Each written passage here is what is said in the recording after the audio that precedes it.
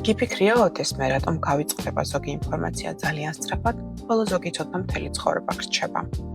ამის მიზეზი ტვინში არსებული ორი განსხვავებული მეხსიერებაა.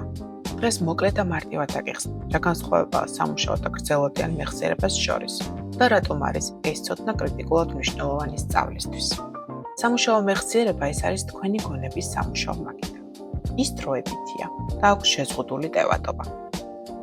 ფუნქცია ინფორმაციის აქტიური დამუშავება, მანიპულირება და გადაწყვეტილების მიღება. ხანგრძლივობა, რამოდენიმე წამიდან წუთად. უფრო მარტივად, წარმოიდგინე, რომ ტვინი არის სამუშაო მაგიდა. რაც ახლა გესმის, კითხულობ, ფიქრობ, ყველაფერი დროებით დევს ამ მაგიდაზე.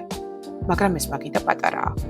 თუ ზედმეტ ნივთს დააწყობ ეცემა, იკარგება, ან ერთმანეთს ეფარება. მაგალითად გაიხსენე, ტელეფონის ნომერს გეუბნებიან, თუ მაშინვე არ ჩაიწერე, ან არ გაიმეორე. რამოდენიმე წამში გავიწყდება. ეს სამუშაო მეხსიერებაა. გრძელვადიანი მეხსიერება. ეს არის თქვენი გონების არქივი ან ბიბლიოთეკა. მას პრაქტიკულად შეუწყუდავი ტევადობა აქვს. ფუნქცია ცოდნის, გამოცდილებისა და უნარების ხანგრძლივად შენახვა. ხანგრძლივობა რამოდენიმე დღიდან მთელი სიცოცხლის განმავლობაში. ახლა უფრო მარტივად. წარმოიდგინეთ დიდი ბიბლიოთეკა.